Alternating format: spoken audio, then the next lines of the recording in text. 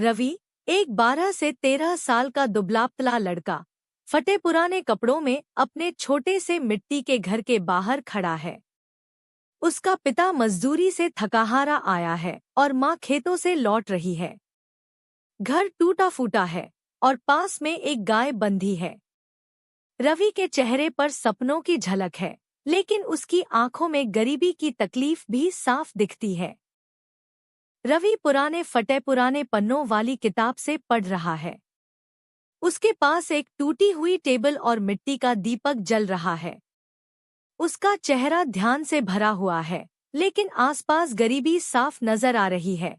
छत से पानी टपक रहा है। कमरे में केवल गांव के कुछ लोग रवि को देखकर मजाक उड़ा रहे हैं।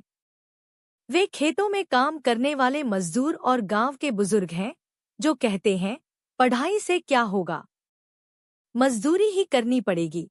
लेकिन रवि बिना ध्यान दिए अपनी किताबों में मग्न है।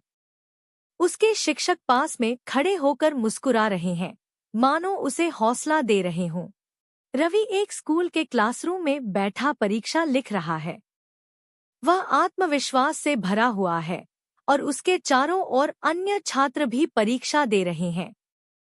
कुछ दिनों बाद स्कूल का प्रिंसिपल रवि को अव्वल आने की घोषणा करता है।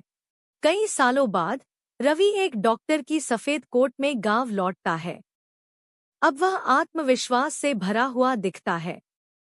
गांव के वही लोग, जो पहले उसका मजाक उड़ाते थे, अब उसे सम्मान से देख रहे हैं। उसके माता-पिता गर्व से खड़े हैं।